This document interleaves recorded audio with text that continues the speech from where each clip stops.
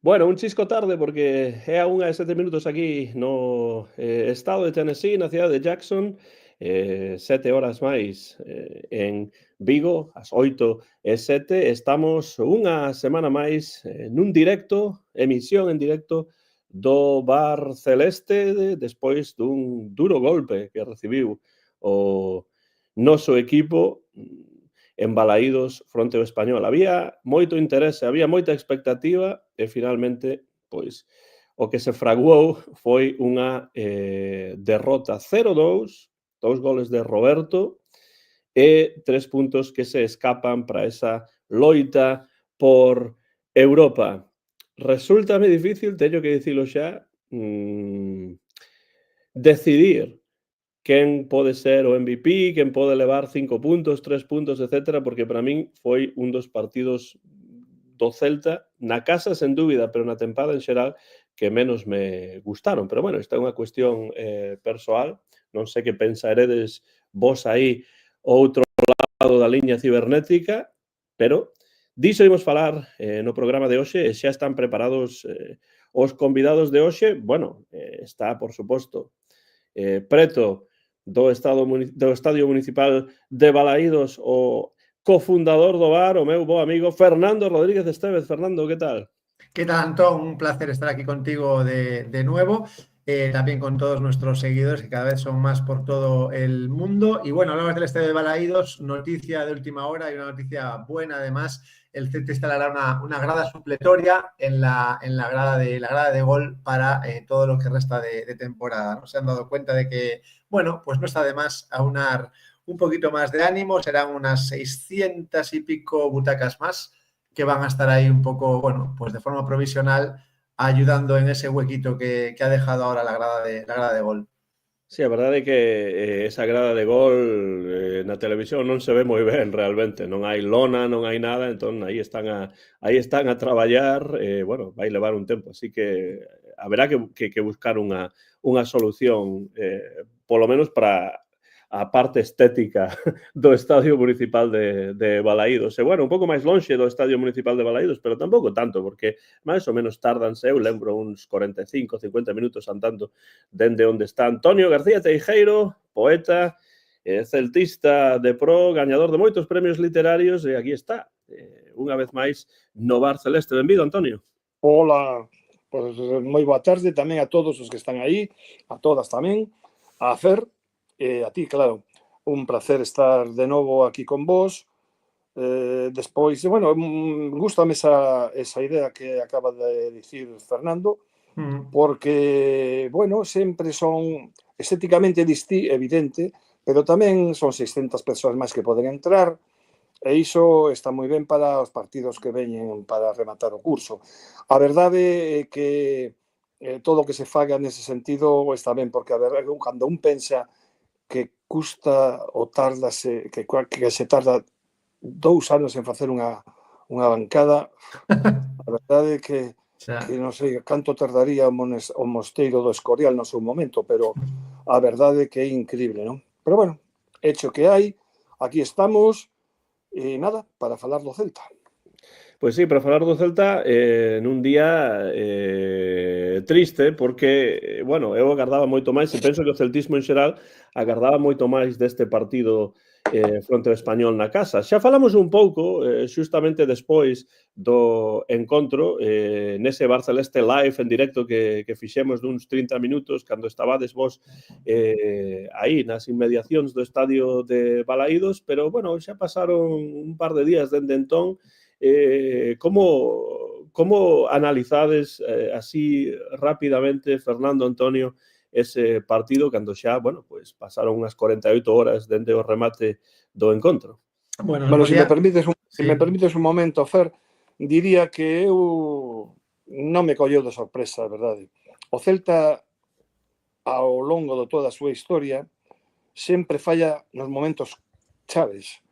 Foronse nos 3 finais, con Vítor Fernández era casi imposible non xogar a Champions e non a xogamos. Estivemos a piques de xogar unha final de Europa da Europa League por unha mala decisión na última xogada non marcamos o segundo gol, nunca sendo inferiores ao Manchester, por certo. Bueno, o Celta sempre lle pasan estas cousas, cando pon expectativas moito máis altas do que un principio pode parecer, pois sempre pasa algo. Sempre pasa algo. Bueno, somos sufridores, levamos toda a vida sufrindo, aceptamos a situación e este un pouco o noso Celta, que é un club importante dentro da Liga Española, pero que ás veces eu creo que quen os dirixen teñen un pouco de complexo de pequenos, de equipo demasiado modesto. E iso tamén influe bastante. Bueno, discrepo con lo de momento clave. Es decir, el partido contra el Español no es un partido clave que te vaya a poner dentro o fuera de Europa, ni te vaya a quitar o a meter en primera. Entonces, ahí ya mi primera discrepancia. Después, el partido en sí, evidentemente, la primera parte bastante pobre. Más allá de un tiro flojo que apenas prueba al gran portero que es Joan García, pues poquito del Celta, con un Español que vino con un plan, como dijimos el otro día, muy claro, y es que le salió. Es decir, el Español es un equipo que defendió, bueno, pues todo lo bien que se puede defender al Celta, que tampoco cuesta mucho muchas veces, y que salió muy bien al contragolpe. Y es verdad, lo decía Yago, lamentándose, luego hablaremos de Yago, le salió... A miña teijereta va por aí, vai por aí. Sí, claro. Entonces, evidentemente, el Español nos coge con 2 latigazos. Evidentemente, bueno, pues todo se puede mejorar, esa forma de defender se puede mejorar. Y es en la segunda parte cuando el Celta muestra un poco más, bueno, pues a dónde puede llegar. Realmente ahí sí que probamos al portero, pero claro, un error realmente pues importante en primera división, un error defensivo realmente grave. Pues condena al Celta ya prácticamente a no rascar ni un punto, ¿no? Yo creo que hay dos claves en este partido. La primera parte, que el Celta pues no es capaz de romper esa telaraña, es algo que, bueno, que evidentemente hay que entrenar porque ya no va a ser esta temporada, van a ser las siguientes. Entonces se va a encontrar con muchos equipos que hacen ese planteamiento, con lo cual, bueno, pues hay que entrenar más eso, mirarse más a uno mismo, y esto también va por Yago, y menos al rival y cómo juega el rival. Hay que mirarse más a uno mismo y las capacidades que hay todavía que mejorar, ¿no? Y en la segunda parte el Celta realmente empieza a jugar y empieza a crear realmente ocasiones peligrosas cuando el partido ya está pues bastante complicado, ¿no? Realmente ahí se prueba a Joan García, saca toda su calidad el portero del Español, pero bueno, nos quedamos ahí con esa rabia de un partido que, como digo, evidentemente había mucha ilusión, era una racha muy buena. Estábamos jugando contra equipos realmente de la zona baja o de la zona media, con los que realmente al final hay que hacer un balance buenísimo de este tramo de liga, porque realmente se ha sacado una cantidad de puntos que permiten al Celta ya olvidarse de sufrir, pero evidentemente, bueno, pues las expectativas eran otras, ¿no? Un partido yo creo que para aprender y saber que nos vamos a encontrar con más de un equipo con este tipo de táctica, pero un Español al que no tengo nada que objetarle. Es decir, es que le salió el plan perfecto, le salió bien a aprender y a saber que nos vamos a encontrar con más de un equipo así. No van a ser todos equipos abiertos, que nos dejen jugar, no. Entonces, bueno, pues a mirar para adelante y a tomar nota. En la ida nos ganaron bien y en la vuelta también, con lo cual, pues, más que aprender para Claudio, ¿no?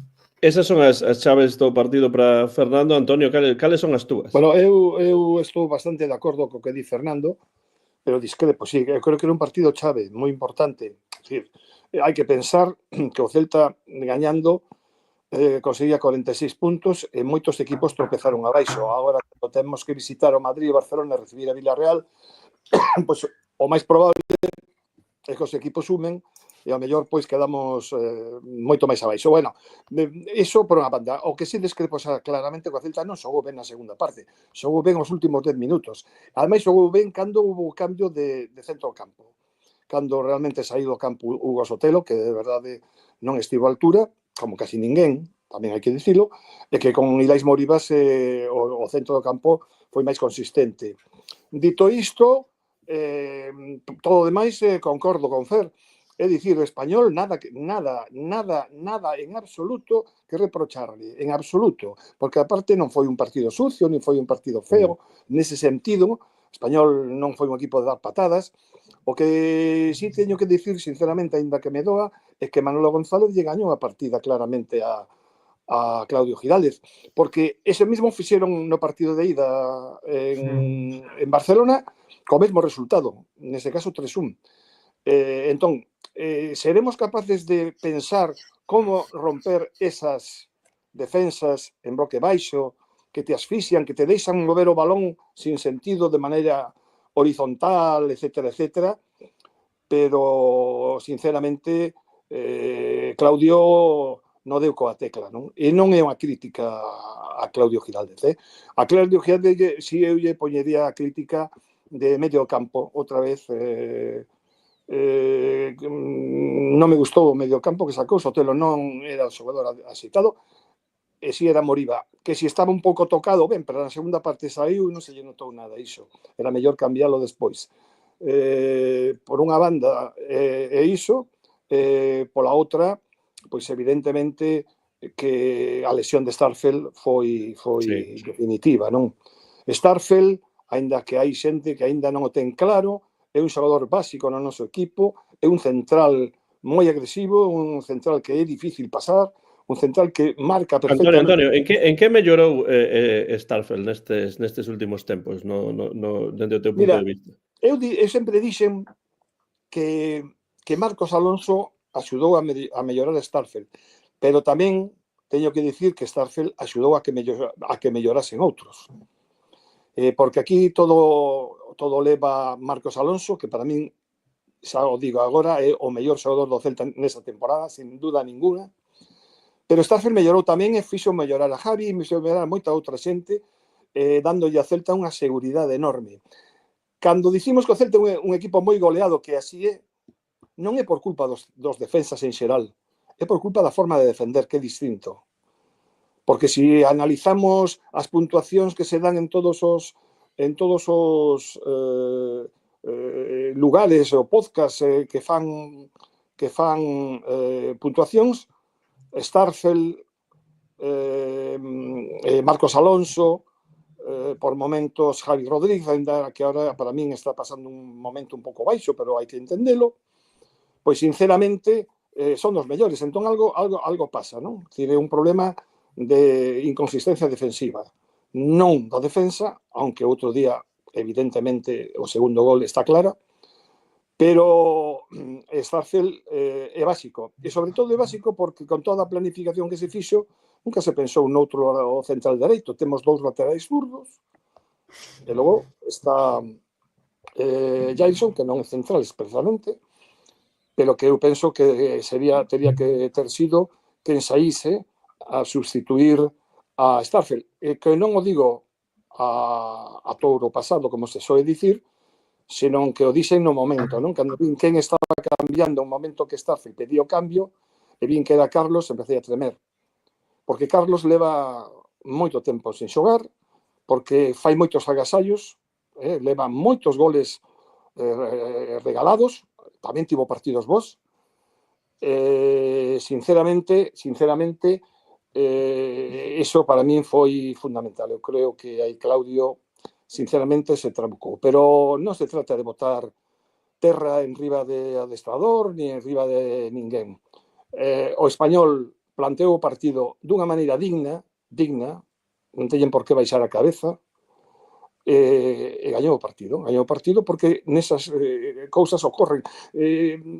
O mesmo fixo en Vallecas co Rayo, meteulle 4, aquí non meteu nos 2, pero chegoulles.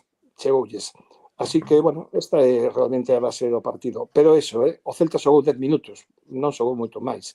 E novamente foi por arreóns, por ganas, por garra, porque eso sí non se lles pode... Porque xa teñan 2 goles en riba, que iso... Criticar porque teñan 2 goles en riba e a ver que pasaba. Pero eu sempre dixen que eso das remontadas a mí non me gustaba, non? Que está moi ben que se remonte, pero non hai que darlles esas facilidades porque eso se pode volver en contra e pasou. Pasou e non hai máis que decir, nada máis. É dicir, eu volvo a dicir, a tempada do Celta sin un gran xogo, por moito que me digades, é boa.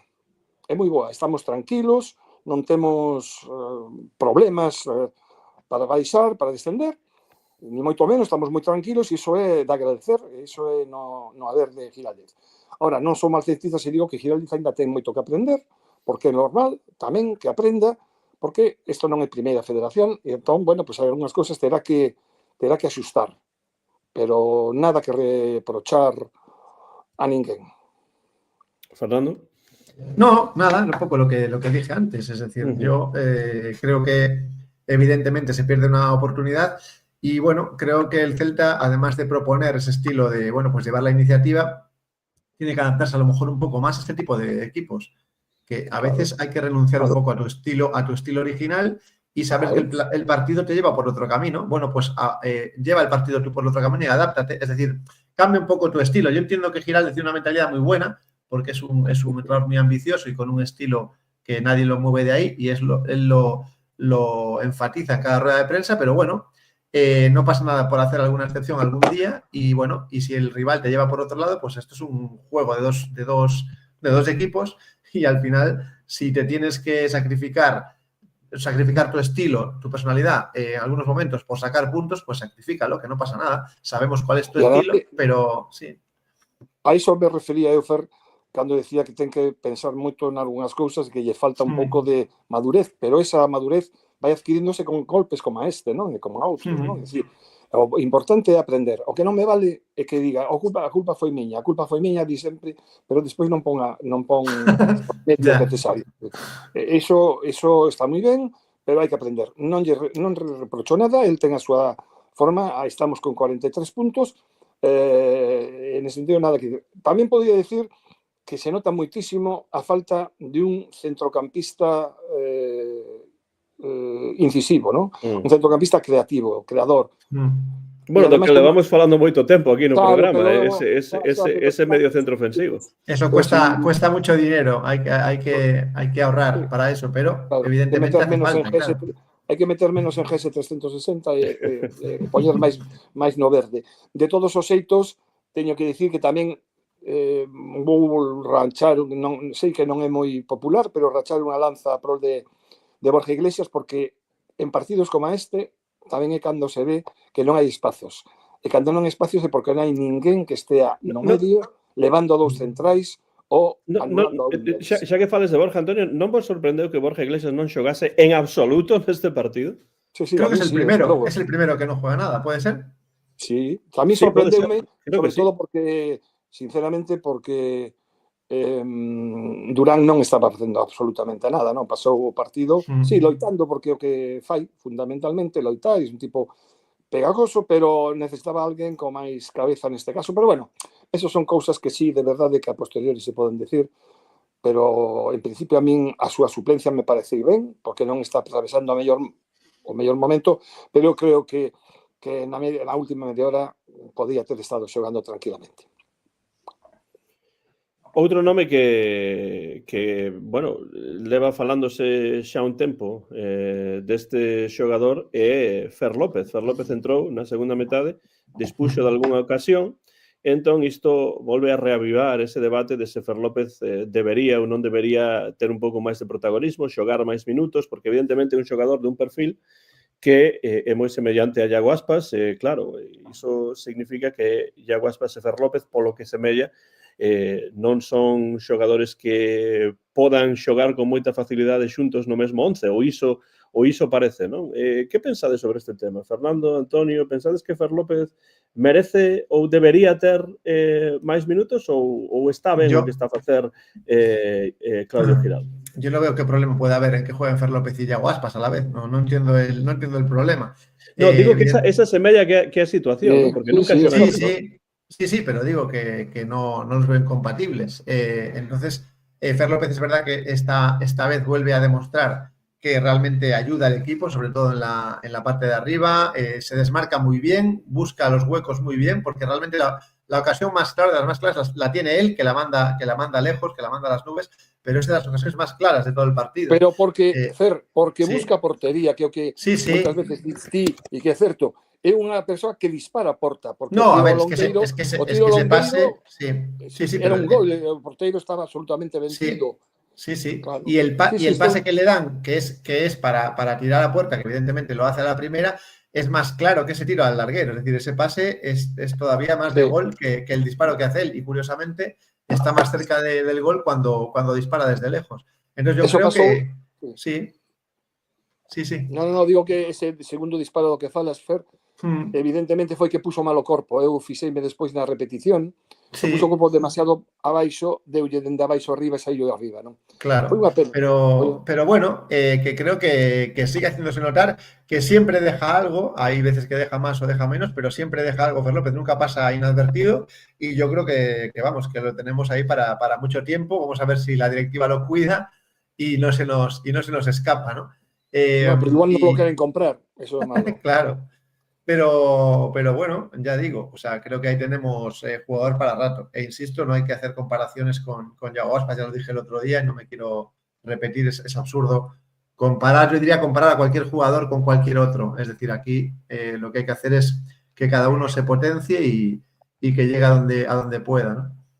A ti, xeralmente, Fer, Antonio, gustache agardar un pouco, ter paciencia con estes xogadores. Que pensas desta eu creo situación? que visto, creo que Fer está para sair de cara. Sí, cambialos e despois a cosa non va, porque é un xogador, efectivamente, como di Víctor, ten desparpajo, atrevemento, fanlle moitas faltas, a veces fai el, pero realmente é un xogador diferencial e distinto, non? Eu creo que xa pasou esa época de poñelo 10 minutos, 15 minutos, 20 minutos. Eu creo que Fer pode, hoxe en día, tal como está, ver como realmente é un xogador moi válido, cunha visión do fútbol diferente totalmente ao que teñen os demais. Bueno, eu creo que chegou o momento xa de que Fer asuma outras responsabilidades, tampouco sin unha carga excesiva, pero unhas responsabilidades tranquilas, sin exigencias, pero que fai que o fútbol do Celta sexa máis pulsente e máis dinámico. Y luego que sabe utilizar su cuerpo, porque hay jugadores, él tiene una envergadura muy grande y hay jugadores que con esa envergadura son técnicamente malos y están muy limitados. Él utiliza muy bien el cuerpo y yo creo que es una de las ventajas también. Siendo tan joven se conoce muy bien y realmente se mueve muy bien con la envergadura que tiene, con lo cual creo que vamos, que ahí ya digo, hay mucho fútbol ahí. Totalmente, estamos totalmente de acordo. Coido que o adxectivo dinámico é un bo adxectivo para describir, non? A Fer López, porque tamén é un xogador que sorprende ás veces, non? Porque saca tiros onde non semella que hai, ese disparo longueiro, bueno, iso ata un porteiro tan magnífico como Joan García estaba totalmente batido, pero claro, chegou o longueiro e dixo que non ao gol. Dinámico está moi ben, eu dicía punxente como punzante, non? Pero porque é un xogador que busca o gol, busca a portería, busca, ademais, entrar no terreo difícil da área e non se agocha en absoluto, non? E eso, é sorprendente, é un tipo sorprendente. A mí encántame, de verdade, que é un xogador que me ten enamorado absolutamente. Sí, bueno, Antonio, xa que mencionábamos antes a Joan García, gustaríame saber a túa opinión, porque sei que te fixas moito nos porteiros dese porteiro do Español, que realmente pois leva moi bons partidos, leva unha tempada impresionante, non? Sí, eu veño observando, porque vexo todos as reportaxes, e fíxome moitísimo en Joan García, non? Eu creo que neste momento é o mellor porteiro do campeonato. Sinceramente, o mellor porteiro do campeonato. É unha persoa que vai moi ben abaixo, como demostrou, que vai moi ben arriba, como tamén demostrou, e que ademais domina a área, que iso hai poucos porteiros que o fagan, non? É un porteiro máis ben alto, sobrio, non fai palomitas necesarias, e a min xa hai tempo que me ten enamorado. Eu, dende que o vin bastantes veces, digo, nas reportaxes, e vexo que é un porteiro realmente que bueno, ten un futuro esplendoroso, non? Que ese porteiro non dura no Español moito tempo, e eu vexo como o gran porteiro da selección española en pouco tempo. Y le ha dado muchos puntos al Español, en esta liga. Moitos puntos ao Español, moitos puntos ao Español. Sí. Por eso digo que o vía que cousas facía, porque paradas de todos os estilos diferentes, é capaz de parar con pés aí moi ben, que o ten todo, que me parece un porteiro... El otro día la parada que le hace a Iago Aspas es una parada en cámara lenta, ¿eh? Yo cuando la vi, esa me pareció como la típica... que o paradón a Iago Aspas foi mesmo a mao cambiada, non? Sí, foi un pouco centrado o tiro, ben é certo, pero ele estivo prodixioso, non? Esa man cambiada foi maravillosa. É un porteiro que dá puntos, é un porteiro desos que bueno, que ten, é novo, un tipo con non sei cantos anos ten, pero non é un... ten un futuro esplendoso. A min gustame máis, sinceramente, que os porteiros actuais da selección española. Pois aí queda ese comentario sobre Joan García, que a mí me gusta moito tamén, entón por iso quería falar sobre bueno, iso. Fácil, dice Rubén, fácil. Di Rubén Lema que o tiro foi centrado e foi fácil para Joan. Bueno, fácil para él, para min non sería fácil en absoluto. No. É certo que foi algo centrado, pero había que reaccionar como reaccionou. Claro, es que es centrado, pero a cuántos metros? Está al lado Iago Aspas, o sea, le mete un balón muy cerca. Está no punto de penalti, ¿no? Máis ou menos, estaba no punto de penalti, aproximadamente. Foi un paradón impresionante. Uns reflexos increíbles, que iso xa os detectei eu noutros partidos. Lía, por certo, que entre 10 e 15 días estará Starfelt de baixa. Problema. Esa non é unha boa nova en absoluto. Para Villarreal, a ver se para Villarreal lo tenemos. Din que para o partido fronte ao Villarreal podería ser. Non, eu as últimas noticias que teño é que para... para o seguinte, contra para o seguinte o Villarreal, efectivamente. Para Madrid, sí. Para o Madrid, sí. Ese é un problema, evidentemente. Non sei se é un problema o que vos llevedes solución sinxela, porque, claro, a defensa do Celta, sen un dos seus mellores xogadores efectivos nesa parte do terreo de xogo, pois vai ser complicado. Vedes algunha solución que vos gustaría ou deixades todo en mans de Claudio e a ver que fai? Bueno, a ver, tiene en teoría dos opciones. La que metió el otro día con Carlos Domínguez y si no, Jailson. Tampoco creo que haya mucha más opción, ¿no? Es decir, en este tipo de situaciones es cuando ves que realmente el equipo está para una competición. El otro día lo dije yo, si vamos a Europa hay que hacer un esfuerzo triple por reforzar a este equipo. Entonces, bueno, pues se ven las costuras cuando un jugador importante como cae lesionado. Entonces ahí es donde se ve realmente... Pero eso fala un pouco, Fer, da mala planificación que se fixo. Porque ter dous centrais zurdos e un só central auténtico diestro é o que ten.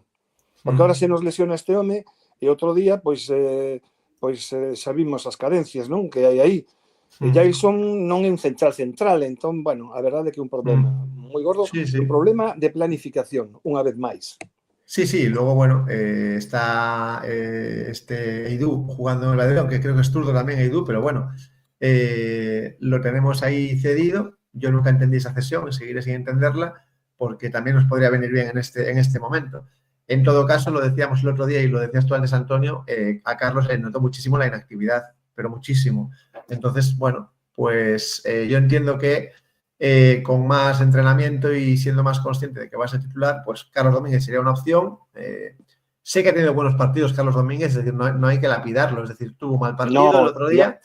Pero fai moitos agasallos, moi generoso. Sí, pero también lo he visto yo en otros partidos bien atrás y bien arriba, porque también lo he visto en partidos rematando a portería en algún centro, etcétera. Creo que es el típico central que te sirve tanto para defender como para atacar, pero evidentemente el otro día pues perdió un poco de crédito, ¿no? Soluciones no creo que haya demasiadas. Jailson, Carlos Domínguez y si no sé, reinventar como Marcos Alonso realmente es polivalente, pues no sé. Menciona aí, Fernando, Jorge Tizón a Joel Lago, non o descartedes. Bueno, es verdad. Estaba pensando eu... No me acordaba. De Joel Lago, Jorge, efectivamente. Ya jugó alguna vez, sí. Non sei se estará moi preparado para saber esos partidos tan importantes. Claro, es que realmente vienen partidos para estar bien en defensa, porque si no, lo vamos a pasar mal. Pero bueno, también alguien crece cuando las adversidades son fuertes. O sea, los chavales realmente de la cantera, con esta mentalidad que tienen todos, que yo la verdad insisto, no veo a ninguno escondido ni esconderse a pesar de su edad. Antiguamente veías a canteranos que salían y realmente ya se mataban ellos mismos, deportivamente hablando, porque los veías pues tímidos, que no se atrevían, etcétera. Entonces, esta generación de la mano de Claudio no es nada tímida, no hay un solo canterano que salga al campo y se esconda. Entonces, claro, teniendo eso en cuenta, yo creo que pues Joel no le vendría mal enfrentarse con las mejores delanteras de la liga. O que diciades da planificación deportiva, pois eu estou moi de acordo e penso que tamén é unha das razóns de que haxa que aplaudir a Claudio Giraldez, porque co que ten Claudio Giraldez conseguiu, pois xogando mellor ou peor, pero conseguiu pois unha tranquilidade a finais de tempada que non tiñamos dende había xa un tempo. Penso que a planificación deportiva, tanto se clasifica o equipo para Europa ou non, hai que tomala moi en serio a vindeira tempada, pero que levamos moitos anos falando xa de que hai que mellorar a planificación deportiva, non? Pero evidentemente, se o Celta chegase a entrar na Conference League, por exemplo, penso que está claro que as cousas teñen que facerse ben este vindeiro verán. Aí onde teño medo. Eu sigo sin crer nesta directiva. Fixadevos que ha habido xa un bo terremoto dentro. O CEO saiu, despois de un ano escaso, e por outra banda a encargada do diñeiro, non? O tema económico tamén saiu, non? E iso é moi mal momento, ademais, non? Creo que iso provoca, por lo menos, certo resquemor. A mí me provoca certo resquemor. E como moi ben di Víctor, hai unha cosa moi importante, que hai certas carencias moi claras, como esta, por exemplo, esa falta dun centrocampista creativo que de verdade que saiba filtrar balóns que non se fai. Puidenose disimular, e nisto gracias ao traballo de Claudio Giraldez. Pero evidentemente vos sabedes que eu non son moi partidario de tanta rotación, xa o dixen hai moito tempo.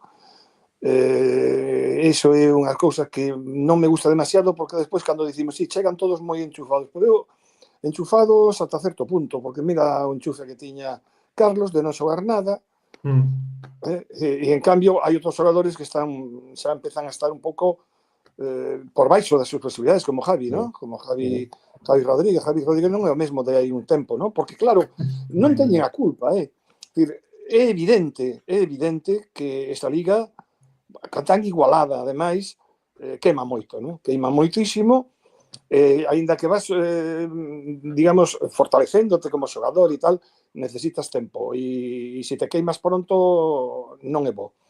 Entón, aí vas aí, carencias evidentes. Pero bueno, aí está, ¿no? Aí estamos con 43 puntos, libres de todo problema, coa pequena ilusión de Europa, porque hai que ter certas ilusións, nada máis que por iso. Bueno, porque está séptimo, non? O séptimo podería ir a Europa. E porque os outros tamén fallan, pero despois reaccionan, porque nos gañamos en Mallorca e despois vai ao Mallorca e gaña San Sebastián. Sí. Claro, decir, eu non sei se esas rotacións físicamente axudan tanto para a final de Liga, porque non vexo o equipo tampouco moi ben físicamente. Eu creo que se desgasta moito o Celta con tanto movimento de balón inútil, non? Pero bueno, é peor ir detrás do balón, eso tamén é certo. Non sei, eso non estou moi convencido que axuden moito, pero psicolóxicamente non lo sei. O medio campo, sigo dicindo que ten rotacións que a mí me parecen bastante pouco lóxicas, a verdade. Pero bueno. Unha cousa que queda clara,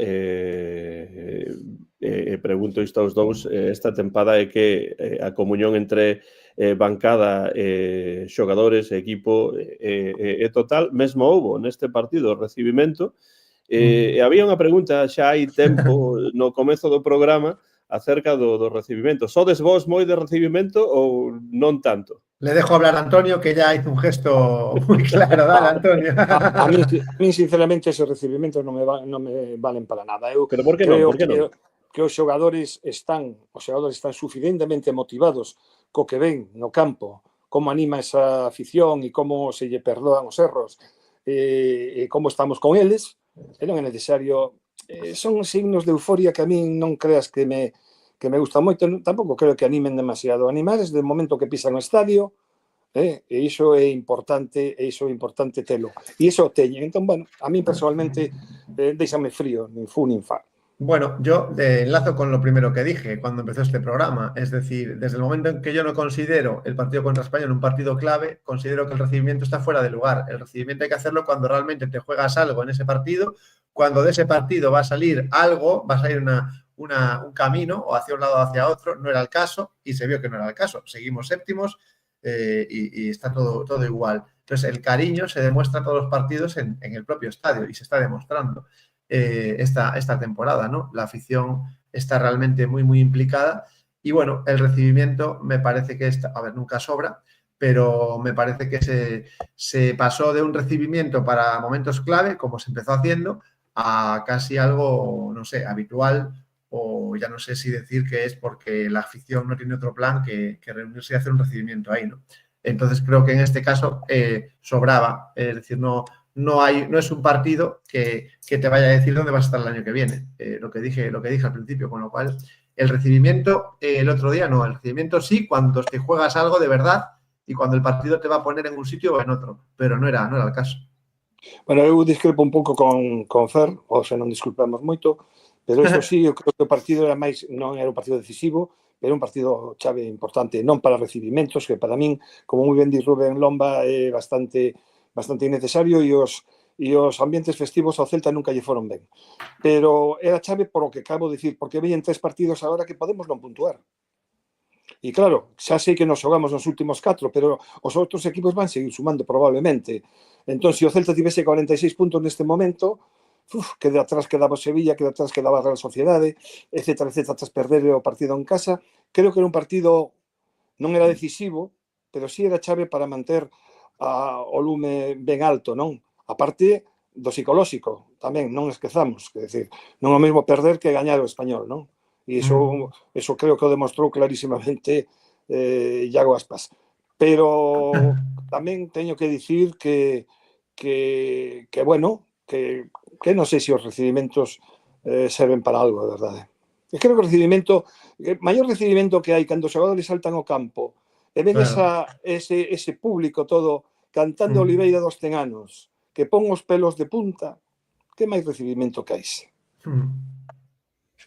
Sí, eu estou de acordo con Bosco e con Rubén Loma tamén. Comprendo que haxa xente que lle guste ese tipo de cuestións, pero penso que teñen que ser momentos puntuais importantes nos que realmente esteamos a xogarnos algo de xeito definitivo, ¿no? Porque claro, evidentemente en todos os partidos estamos a xogarnos 3 puntos que poden ser importantes para a clasificación final, pero claro, penso como Rubén e como vos, as miñas dúbidas, e ainda así teñas que debería ser. Pero unha cousa relacionada que tiña aquí anotada, porque o propio día do partido, o sábado, cando fixemos a emisión en directo así improvisada, bromeaba un pouco Susi con isto de que o Celta lle faltou a grada, o mesmo que a grada que falta, que a grada de gol, faltoulle gol tamén.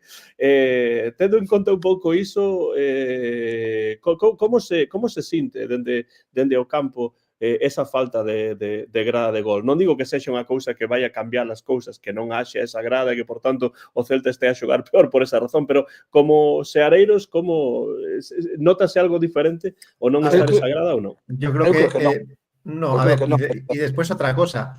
Las demás gradas, gracias a que la grada de gol está en obras y se ha destinado a la gente a otras zonas, claro, es que no ves un asiento libre. Entonces, claro, se nota mucho eso. Entonces, el calor es el mismo, pero visualmente, pues bueno, entiendo que puede afectar. Pero es que la gente empuja de una manera que yo no recuerdo. Entonces, bueno, ahora con esta pequeña solución que ha encontrado el Celta, que anunciaba esta tarde, pues bueno, todavía va a paliar un poquito más, se va a ver gente, ya no se va a ver cemento y bueno, quieras que no, evidentemente es una ayuda, porque además no se trata de volver a colocar a los antiguos aficionados de gol, sino se trata de abrir el estadio todavía a más gente, más allá de la que ya se ha recolocado, vas a conseguir vender más entradas, con lo cual es más gente en el estadio, no es una recolocación esto, es abrir todavía más el estadio. Entonces, bueno, creo que al jugador sí le puede afectar visualmente, de hecho, creo que en los sorteos de campo los rivales saben de esta situación y piden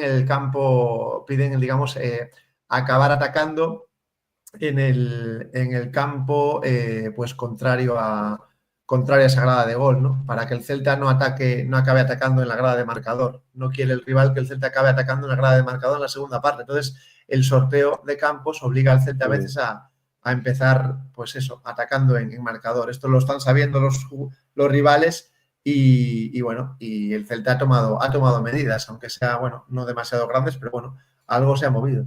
Sí, está claro que sí. Claro que sí.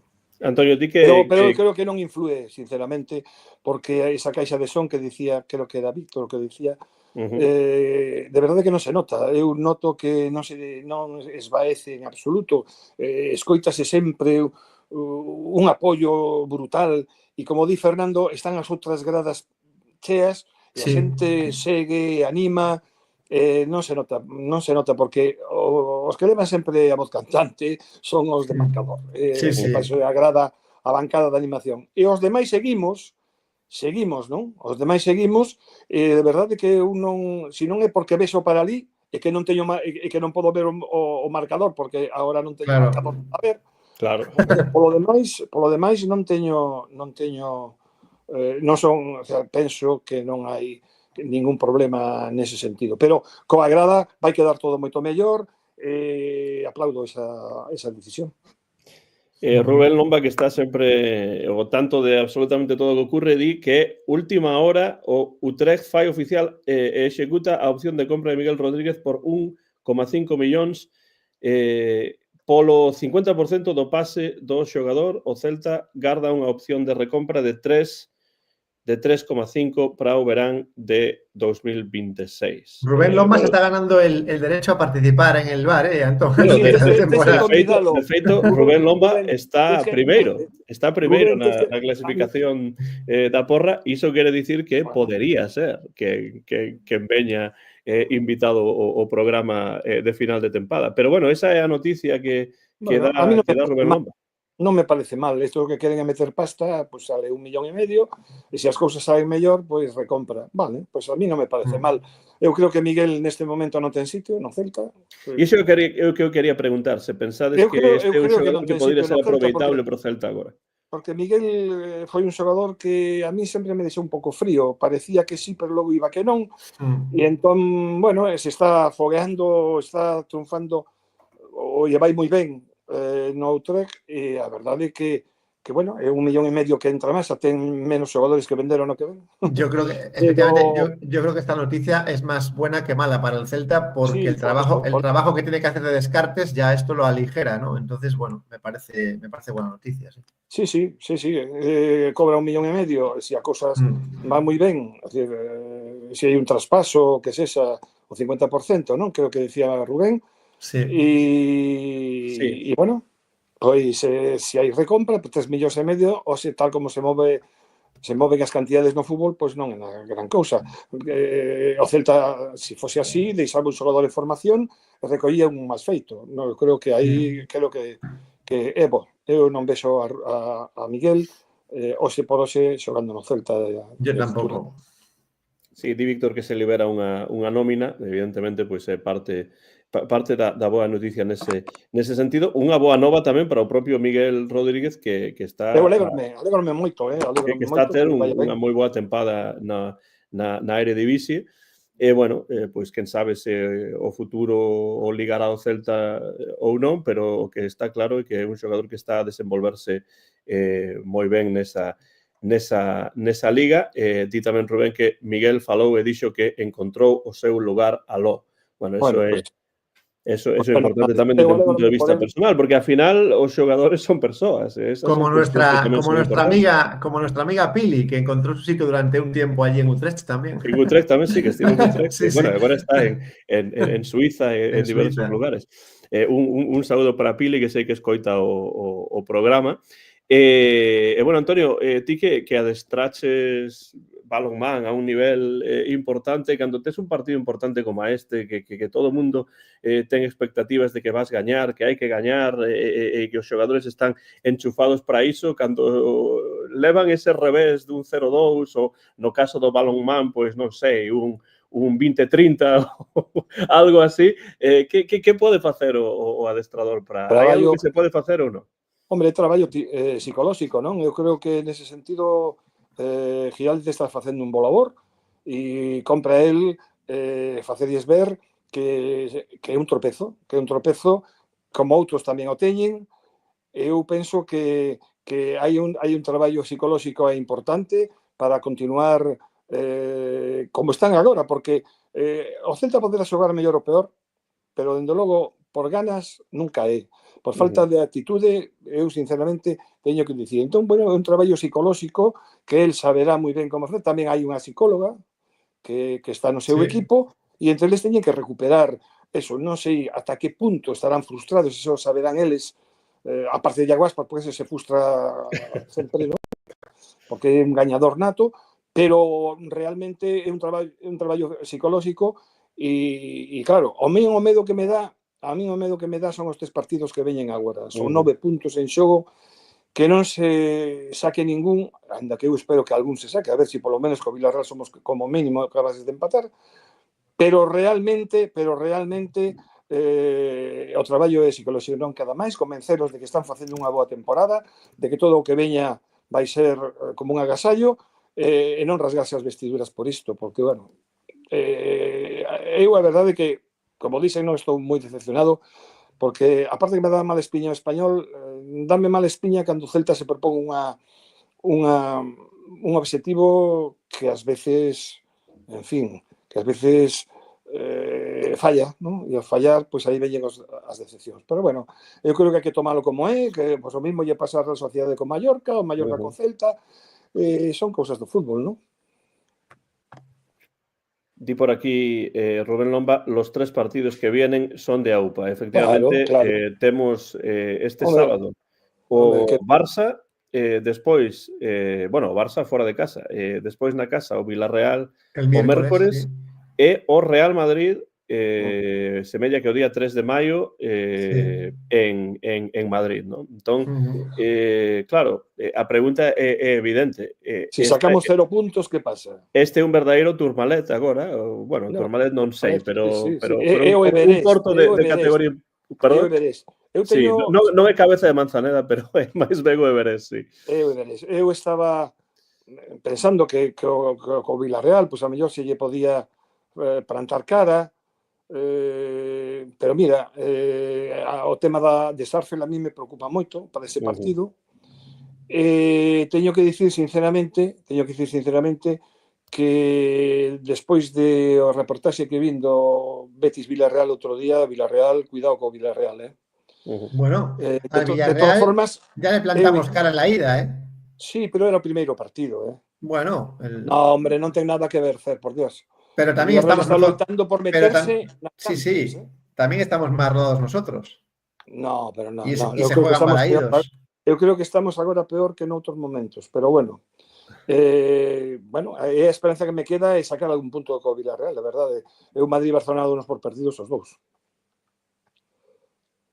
Como vestí eses partidos, Fernando? Porque evidentemente eu coincido bastante co que di Antonio. Eu dubido moito que o Celta poda sacar cousas positivas fronte a Madrid e Barça, pero bueno, tamén é certo que son equipos que deixan máis espazos e tal, pero finalmente son equipos grandes os que pois é moi difícil sacarlles algo, especialmente xogando fora da casa. Pero como vestí ese trío de partidos, Fernando? Yo cuando el otro día hablaba para bien de no hacer cuentas de la lechera, ahora hablo igual de no hacer cuentas de la lechera para mal en este caso, es decir, no sumar en 3 partidos me parece un análisis demasiado rápido. Yo luego analizaremos al Barça, pero prefiero, digamos, no de repente juntar 3 partidos que sé el nivel que tienen y decir ya que no vamos a sacar nada. Me parece que cuando hablamos de algo bueno, como fue la racha que acabamos de terminar, nadie contaba con semejante suma de puntos. Pero non xogabas con Barcelona e con Madrid. Sí. Eu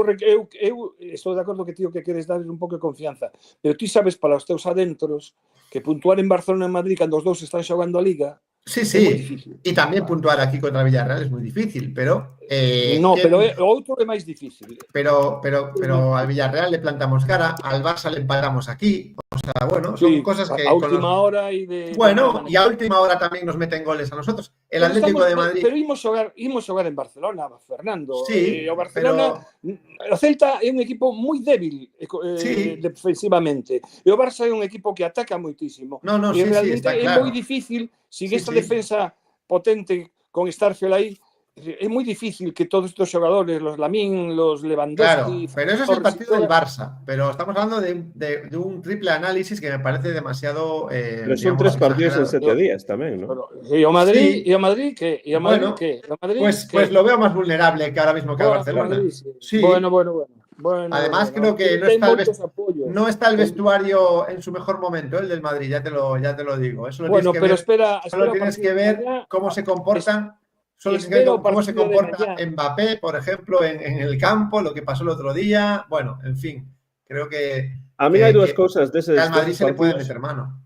A mí hai dúas cousas que me parecen preocupantes deses partidos. O típico é que Madrid e Barça sempre son equipos axudados polos árbitros e polas circunstancias, etcétera. Sobre todo Madrid. Sobre todo Madrid, pero bueno, os dous en xeral. E despois, para min, o feble que é a defensa do Celta, sobre todo por alto. Ese tipo de partidos, o partido fronte ao Barça, o partido fronte ao Madrid, no que cada centro vai ser prácticamente un pequeno ataque ao corazón, ¿no? Porque é complicado defender a eses equipos e sobre todo tendo en conta que pues, a defensa está agora ainda máis feble do que o estaba antes do partido. Pero cada centro es un ataque al corazón de cualquier equipo que con el que nos enfrentemos. Sí, bueno, pero neste caso ainda máis, ¿no? Porque aparte dos balóns ao centro Antón están os balóns interiores, non?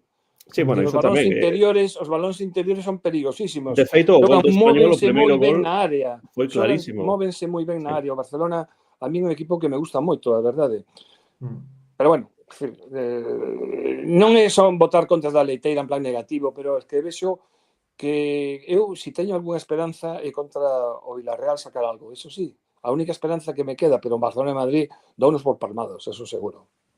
Pero o que di Víctor... Para min, o Gallá me equivoque, claro. O que di Víctor, comentaremoslo nuns intres, o Barcelona está moi ben últimamente. Non é que o Barcelona estea somente moi ben últimamente, é que o Barcelona é o que mellor xoga na Liga Española e en Europa está a gañar partidos tamén con certa brillantez, como o caso do Borussia Dortmund, ¿no? Entón, bueno, o Barça está en moi boa forma, iso está clarísimo, e penso que esa é unha nota importante a ter en conta para ese partido. Pero falemos, se queredes, das puntuacións do partido que ven de rematar.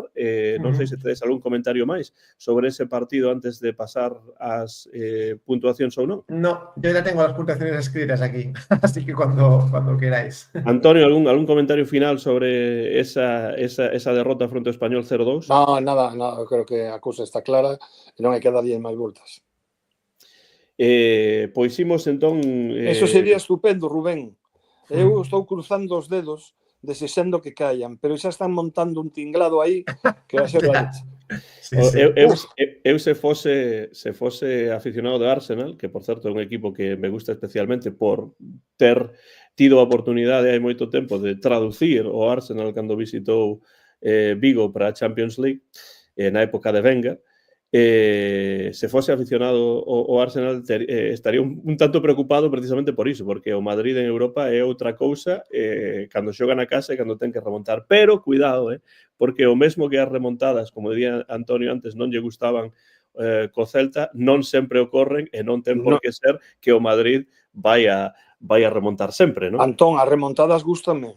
No, quero dicir que non che gusta como a repetición de remontada tras remontada tras remontada, claro. A recurrencia de remontada. Eu prefiro dar primeiro, por si acaso. Sí. Claro. Como os vos boxeadores, ¿no? El problema es que das primeiro e logo que remontan, pero bueno. De que van remontar estos tipos. Eu teño que razonada e creo que non sei como virán mentalmente os xogadores do Arsenal, non? Pois eu creo que non. Eu creo que nesta ocasión ten que chegar Oxalá. un momento no que o Madrid esa mística pois non funciona porque senón é algo incrible, non? Pero bueno, non sei, todo é posible, pero eu digo iso, que se fose aficionado do Arsenal gañando 3-0, preferiría terlle gañado 3-0 ao Barça e non ao Madrid. En Europa, digo. Sí, sí. Bueno, Todo de acordo. imos cos puntos entón. Fernando di que xa os ten, entón pois que comece el. Pues un punto para mi tocayo, Fer López. Como dije antes, creo que siempre deja algo, ya sea poco o mucho. El otro día volvió a dejar su buena colocación en ataque, lo bien que se mueve, lo bien que busca los espacios e insisto, no se esconde, ¿no? Es decir, estamos en una generación de futbolistas realmente muy buena, que tenemos que cuidar, porque realmente la madurez de esta gente, con la edad que tienen, a mí me sigue sorprendiendo, por mucho que lo siga viendo jugar. O sea, yo creo que es algo que es un tesoro tener esto, ¿no? Esta es una cantera que nada tiene que ver con la cantera que teníamos pues hace algunas décadas, ¿no? 3 puntos para Marcos Alonso. Yo creo que nos estamos acostumbrando a que, bueno, Marcos siempre está ahí, pero la tranquilidad, la categoría que otorga a este equipo, este jugador, es algo que, bueno, nos ha mal acostumbrado, entre comillas, porque yo creo que hacía tiempo que no veíamos un jugador transmitiendo tanta seguridad. Es decir, sabes que no va a fallar en prácticamente ninguna acción. Entonces, bueno, creo que es otro tesoro, en este caso, un tesoro ya con experiencia. 3 puntos para él. Y 5 puntos para Alfon. Me parece que fue el jugador realmente que dio al Celta algo en ataque, tanto en la primera como en la segunda parte. O sea, me parece que es un jugador muy, muy estable en el ataque. Sabes que siempre va a hacer algo, más allá de que alguna jugada no le pueda no salirle. Creo que siempre estuvo, bueno, pues cuando nadie era capaz de hacer nada en ataque, incluso en la primera parte, ahí estaba Alfon, ¿no? Entonces, estuvo bien tanto en la primera como en la segunda. O sea, que yo le vuelvo a dar los 5 puntos a Alfon. Pois mira, tendo en conta que Marcos Alonso para min é un dos mellores xogadores do Celta, nesta tempada, sin ninguna dúbida, penso que este non foi dos seus mellores partidos. Para min é un pouco, eu faría a comparación entre Marcos Alonso e Busquets Ferrer, o árbitro. Busquets Ferrer é un bo árbitro e este partido non foi dos seus mellores. Horrible.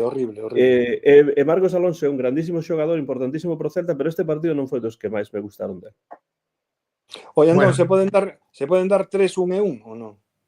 Non, ten que ser 3-1 e podes deixar un te gustará, perdón, un inciso, te gustará Busquets, pero la falta que se come a Iago Aspas es tremenda, O sea, es increíble. Entón, é certo, o arbitraxe outro día foi decepcionante. A mí non me gustou. Por eso digo. Vale. Digo que é un árbitro que a mí me gusta o que vale. Vexo como se vai desenvolvendo, pero que neste partido precisamente non foi de vale. Horrible. Sí. E 3-1 tamén tampouco se pode dar. É que eu creo que ningún xogador do Celta mereceu 5 puntos outro día. Bueno, Antonio, mira.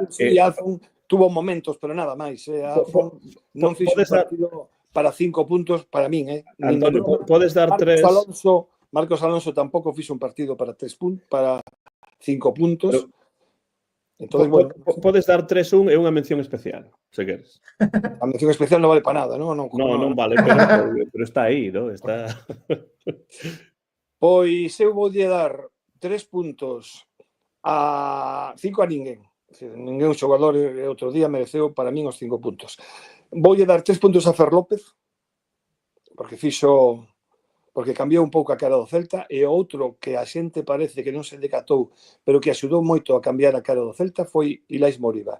Así que lle vou dar 3 puntos a...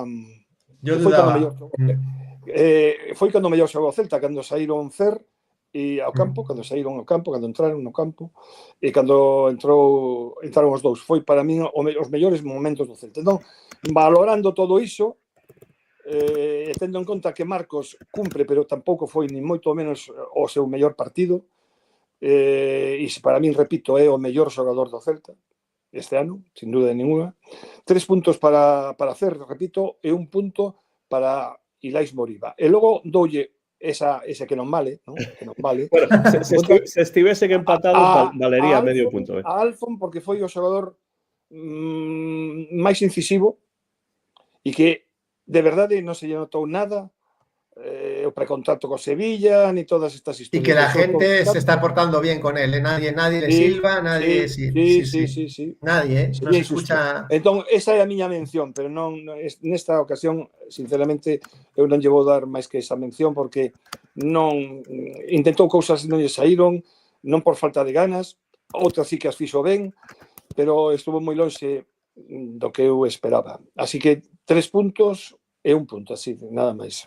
Eu tamén concordo en que 5 puntos non lle dou a ninguén, porque penso que non é un partido para 5 puntos, pero eu vou darlle 1 punto a Alfon, porque penso que sobre todo na primeira parte foi dos poucos que a segunda non facer existiu algo. prácticamente. Na segunda difuminouse bastante e xa non apareceu tanto, pero bueno, na primeira metade o único disparo do Celta na primeira metade foi o seu, que parou, chapou, como dirían na televisión de Galicia moi ben o noso amigo Joan García. E despois 3 puntos para Fer López, sí, porque entrou, revolucionou. Tamén concordo con Antonio en que a min gustaríame velo de cara nalgún partido máis, non a Fer López, a ver que pasa, que fai. Porque dame a sensación de que Claudio utiliza a Fer López un pouco como revulsivo nas segundas metades, cando quere que as cousas cambien de algún xeito, pero nun partido como o do Español, por exemplo, é un partido no que xa está totalmente condicionada esa entrada, porque xa está por detrás no marcador, despois hai que remontar. A min gustaría ver a Fer López de cara e ver que pasa nalgún destes partidos que restan. E ademais, un partido en que te estaban defendendo un bloque baixo como se demostrou, e que facían 2 liñas perfectas, e tal e cual, un tío que fose capaz de romper algunha liña era él, non? Pues yo creo que para Barcelona puede ser una buena opción para poner titular, ¿eh? Hacerlo. Sí, podría ser. Pero eso xa son quinielas. Ya, sí. Sí, iso é moi difícil a acertar. Bueno, pois quedan así 5 puntos para Alfon, 3 para Marcos, 1 para Fer López de Fer, Antonio 3 para Fer López e 1 para Moriba, e eu 3 para Fer López e 1 para Alfon. Quen estea a ver este programa en directo ou en diferido, que deixe pola parte de embaixo deste vídeo as puntuacións, 5, 3 e 1, pero por suposto poden quedar algunhas baleiras, e Antonio tamén teño aquí escrita esa mención especial para Alfon, que se queda algún empatado, pues, e quero facer unha puntualización importante como celtista, e que son estes partidos onde se ve o verdadeiro celtismo das persoas, non? Non se pode estar facendo leña da árbore caída. Eu critiquei en algúns momentos decisións de Claudio Giraldez cando se gañaba, se gañaba desa maneira, pero se gañaba, que a mí non me convencía e tal e cual. E agora basta que pasase isto, estou máis con el e co equipo que en outros momentos, porque o obxectivo se cumpriu. E todo o demais, as ansias de chegar máis arriba, dependen moitos factores. Entón, agora é cando me sinto moito máis preto de Claudio e do grupo de xogadores, non tanto da directiva, porque eu con esta directiva, hasta que os Mourinho desaparezan, non queras que estou moi contento. Bueno, haberá que ver que se fai, non? No verán. Para mí penso que é un momento importante, sobre todo se o Celta se clasifica para Europa, porque entón sí que xa non hai desculpa xa. E aínda que non se clasifique tamén. Non, aunque non se clasifique tamén, pero se clasifica entón xa non hai desculpa. Porque levamos co tema todos estes, en fin, xa cheira. Pero bueno, eso deixámoslo para máis adiante. Bueno, non imos ao Camp Nou, porque non hai Camp Nou, pero sí Montjuïc, o partido vai ser este sábado, se non me trabuco, teño aquí diante, ás 9:15 dos Estados Unidos na mañá, é dicir 7 horas máis en Barcelona, que son as 4:15, non? O partido. Non sei se me trabuco niso. 4:15? 4:15, sí. Pois 4:15 en Montjuïc, o Celta visita o Barcelona, líder da Liga, a facer as cousas tamén ben na fase do cao en Europa, na Champions League. Xa sei que finalista da Copa, finalista da Copa de España. É finalista da Copa, sí, tamén, é dicir, unha tempada desas moi boas do Barça de Hansi Flick, se me llama Hansi Flick, pois había moitas dúbidas con el, que vai pasar con este home, se vai facer as cousas ben ou non, a día de hoxe eu vexo que o Barça xoga mellor que a ningún outro equipo na Liga Chapó Española. para Hansi Flick. Aparte, un tipo sensato, sin crear falsas expectativas, educado. A mí sorprendeume moitísimo, Sí. para ben. A mí tamén, caeme ben Hansi Flick polo que podo ver a través dos medios. Bueno, xa sei que Antonio non agarda moito en canto a puntos e tal, pero como vedes vos ese partido? Que chaves pode haber máis aló de que o Barça é, evidentemente, sobre papel, mellor equipo co Celta? E xoga na casa. A ver, el Barça, yo lo que vi aquí del Barça es un equipo intensísimo desde el primer minuto, o sea, corren todos como perros de presa, lo hacen todos además coordinados, tienen esa defensa adelantada, que es verdad que hay que saber romper, que es una de las, digamos, de los puntos débiles si sabes hacerlo, ¿no? Te puedes quedar solo delante del portero muchas veces si sabes romper esa defensa tan adelantada, o puedes quedar en fuera de juego 1000 y una veces. Entonces, bueno, evidentemente la parsimonia que vemos a veces en el Celta de nada va a valer en el Nou Camp, porque como digo, la intensidad y la velocidad del equipo de Flick, vamos, eso te destroza cualquier momento de calma y tranquilidad. Así que muy exigente el partido para estar realmente más que activados el Celta, ¿no? Complicado, muy complicado puntuar. Luego veremos la porra, ¿no? que ponemos cada uno, pero vamos, yo pocas esperanzas tengo, ¿no? en este partido. A Barça a mí encántame porque é un equipo, aparte do que di Fernando, que é moi intenso, é un equipo moi dinámico. É un equipo que todos os xogadores corren, todos os xogadores cubren os ocos, apóianse de maravilla e teñen moi claro ata onde teñen que ir os balóns. Non? A mí me parece que, ademais, físicamente están moi ben e na súa casa supoño que moito mellor. Cústalles moito gañar a equipos férreos, non? Como lle pasou outro día en Leganés, que lles custou moito porque era fora de casa, campo máis pequeno, é un Leganés que non regala nada, non? Pero a mí me gusta moito, estéticamente o Barça gustame moito, pero ademais non é que me guste estéticamente, é que me gusta porque, aparte de xogar ben, para mí os que mellor xogan en Europa, sen dúbida ninguna, ademais son prácticos, porque hai que ver a chea de goles que levan, é unha pasada, Ahora aquí non o teño de memoria, pero increíble esa cantidad de goles que levan marcados. Y en ese sentido, ¿cómo está Lewandowski? Que está con una segunda juventud. Madre Pues Antonio, 84 goles. 84 goles. 84 goles. 31 partidos. ¿no? E atención, porque o segundo que máis marcou foi o Madrid, 64. Fíjate. E tamén, atención, tamén dos que menos encaixou, porque só encaixou 29. É o que te quero dicir eu, porque teñen sempre, gusta ter o balón, non o perden estupidamente. Bueno, se algún día o perden, pois meten un gol, pero eles meten 3. É o que teñen. A verdade é que a min o Barça gustame moitísimo, e ademais tiveron moita sorte con Sesnik, o porteiro que trouxeron que estaba na praia, porque lles está resolvendo moitísimos problemas. Moitísimos problemas. Co cal, creo sinceramente que o Barça, e ademais todo isto se demostra o ben que anda en Europa, poderá gañar a Copa de Europa ou non, porque xa sabemos un pouco que unha final ao mellor che saen as cousas mal. Só un pode gañar de moitos. Claro. Pero realmente por fútbol eu creo que está admirando a moita xente.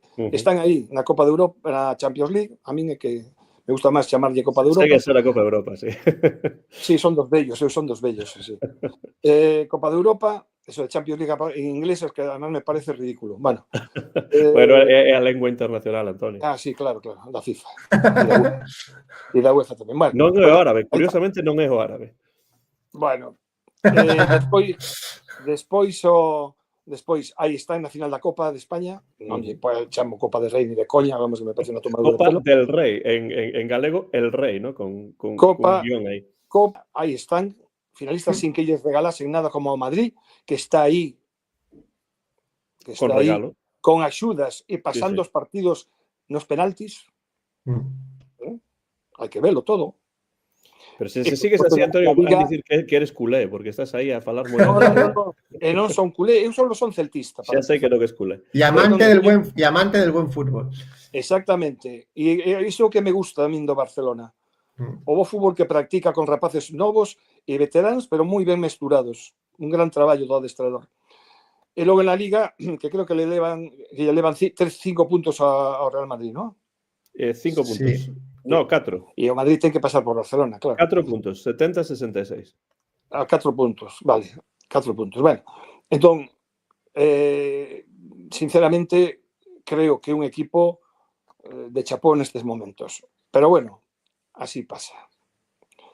Así que eu penso, sinceramente, é verdade, Rubén Loma está falando aí, ten toda a razón do mundo. Tamén lle roubaron o Leganés contra o Madrid, é que realmente é vergonzoso. O que está pasando con este equipo é auténticamente terrible. Y por si fuera poco, de vez en cuando Florentino le dice a la federación, oye, hay que revisar el tema de los árbitros. Sí, exactamente. Sí, exactamente, Rubén. Por si acaso. El Madrid este año no merece ganar nada, pero lo mantienen vivo las ayudas. Totalmente. Así de claro. É descaradísimo. E non estamos baixo o tempo de Franco, Bueno. No, claro. En principio non. Entón, bueno, pues eso, realmente eu espero do Celta que saiba competir, que deixe todo no campo, aínda que supoño que haberá rotacións porque o mércores xa teño partido co Villarreal. Sí. Esperemos que non se lesione ninguén máis importante, que tamén é importante, que vean a cara, que si teñen que caer, que caen dignamente. Sí, eu estou de acordo e penso que, como adoita dicir Fernando, canto máis tempo o Celta este a 0-0 e sen perder, pois mellor, pero evidentemente igual que contra o Atlético de Madrid. Con esa defensa ademais que vai ter o Celta, pois é difícil conter a un Barcelona que ten... A ver quen cubre a Lewandowski, a mellor Carlos Domínguez, que no último partido da época Carvallal fixo unha gran marcaxe a Lewandowski. Xa non só é unha cuestión de táctica ou de rapidez ou de mellor ou peor xogo, é tamén unha cuestión de calidade individual que teñen eses xogadores, non? Entón, un pode facer un magnífico partido mesmo en defensa, pero algunha pequena xeñalidade de algún centro, algún remate, tal e cual, pois complica as cousas. Yo creo que es un partido para defender con el balón más que defender echándose atrás. Hay que intentar tener un poco más el balón. Roubarlle o balón o Barcelona, claro. Sí. Pero, y cuando lo tengas, tenerle un poquito de tiempo.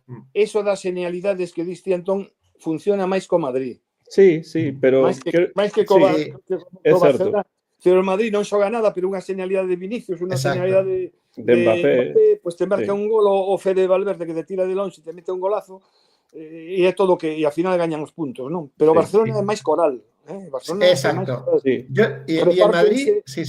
Y yo siempre digo, el Madrid era coral hasta que se fue del Bosque. Es una teoría que tengo y que mantendré siempre. Del Bosque hizo jugar al Madrid de una manera coral, con todas las estrellas con las que tenía, Ronaldo, etcétera, y dejó de jugar así el Madrid desde que se fue del Bosque por una decisión que más que discutida, vamos. O sea, un entrenador como el que tenían en aquel momento, haberlo dejado marchar, vamos. Un entrenador que evitó que cualquier ego se impusiera en el vestuario, y cómo jugaban esos jugadores con Del Bosque, vamos. Eso no lo vuelve a ver el Madrid ni su afición en toda no, porque tamén era un equipo de verdadeira época ese, non? El que tiña o Madrid con Del Bosque, non? Pero se estrenou moi ben, sobre todo Iso sí, eso está claro. Sí. Claro, y os xogadores se sentían cómodos. Exacto. E funciona moi ben. Non hai nada como un adestrador que tira a esquerda, sempre pasa igual, pero non podía seguir nese club. Bueno, pero non sei se refires que tira a esquerda da portería ou a esquerda... Sí, a esto. Bueno, tómao como queira. Bueno, imos co Porra Time, xa, porque penso que moito máis dese partido non se pode dicir, que o Celta faga o posible por xogar o mellor posible, por ter o balón o máximo tempo posible, pero tamén para que nestes 3 partidos, como decía Antonio, tamén isto é importante que as lesións respecten un pouco o Celta, porque faltan partidos despois destes 3. Entón, 3-0 para o Barcelona. 3-0 para o Barcelona, di Antonio. Entón, pois despois aí non hai posibilidade de goleadores do Celta. 3-0. Pero Bueno, con moito dor de corazón, con moito dor mi de corazón. porra es muy parecida a la de Antonio, 3-1. 3-1. Porque yo creo que el Barça, porque yo creo que el Celta va a aprovechar alguna, digamos, lo decía antes, ¿no? La defensa adelantada le va a fallar al Barça en un momento dado y el Celta ahí sí que sabe desenvolverse más este año que otras temporadas. Entonces yo creo que alguno va a caer. Y el goleador, vamos a poner a uno que me está fallando últimamente, pero bueno, vamos a tener fe. Williot Schroeder. Williot que bueno, entrou, non? No partido, pero sí. tampouco tivo Eu un partido espectacular. Non? Espero que nos hayan encollidos, que sean un pouco descarados, pero con cabeza. Claro, sí. Eso penso que é importante. Eu vou dicir 2-0 pro Barça. Penso que Fernando con ese 3-1 é un resultado así estratégico, ¿no? Por decir, o Celta poderá marcar un gol, ¿no? Es que visualizo un error del Barça en defensa en el medio del campo y al Celta saliendo al contragolpe en ese medio del campo. Es lo que visualizo, pero el resto del partido va a ser del Barça prácticamente. Non está mal pensado, Di por aí Rubén Loma que Bilio te de marcar en grandes escenarios, a ver, porque xe leva un tempo sen marcar ni en grandes ni en pequeños o sueco. E di Víctor, vamos a tener fe poder tirar a portería unas veces. Bueno, pois esa é a situación pro partido. Todos pensamos que vai ser unha quiniela, que o Celta non saca puntos, pero vos aí no chat podedes deixar pola parte de abaixo do vídeo a vosa porra tamén para ese partido difícil en Montjuic fronte ao Barça este vindeiro sábado. E bueno, non falamos de Iago Aspas porque Antonio dicía que despois da Teijeireta, pues dice que tiña unha Teijeireta relacionada con esas declaracións de algún xeito postpartido de Iago Aspas, que eu vi en directo ademais, porque estaba vendo a retransmisión de ESPN Plus e mantiveron as entrevistas e puiden escoitar o que dixo Iago Aspas. Hai moitas opinións diferentes sobre iso, unhas dun xeito, outras de outro xeito, e, bueno, a Teijeireta de Antonio García Teijeiro vai falar, entre outras cousas, ou vai facer alusión a esas verbas do capitán celeste do xogador de Moaña. Antonio, se tes preparada, imos alá para ir cerrando esta emisión en directo do Barça. Moi ben. E mira que admiro a Iago Aspas, o noso Iaguiño, pero debo recoñecer que ás veces me tira do xenio. Nunca me gustaron certas actitudes súas, pero iso, como celtista, non lle rouba un chisco do agarimo que lle teño. O pasado sábado volveu decepcionarme. Non me gustaron as súas palabras ao remate do encontro en referencia ao Español, nin tampouco a reacción que tivo cando o substituíron. Pero Iago é así, enxeño e paixón, celtista ata a exageración. Son unha persoa a que non lle gustan as declaracións incendiarias, odio a violencia que aínda se segue a dar nos campos de fútbol, violencia patente ou violencia contida que pode estralar en calquera momento. Son un romántico perdido, e emociónome coas declaracións honestas e respectuosas, coas apertas ao remate dos partidos entre rivais, nunca inimigos, e cos detalles de humanidade que tan pouco valor e tan pouco venden nesta sociedade nosa. Gústame gañar, pero gústame saber perder. E tamén me gusta saber gañar. Fuxo das euforias exageradas que provocan falta de respecto aos contrarios. Exixo respecto e boas maneiras. Por iso, non me gustaron as declaracións de Iago Aspas ao rematar o encontro co Español. Estou seguro de que Iago non quiso dicir que o Español era un equipo pequeno. Coido que se exagerou neste tema, pero o noso Merlín non só non estivo elegante na derrota, senón que criticou o xogo do equipo españolista sen razón.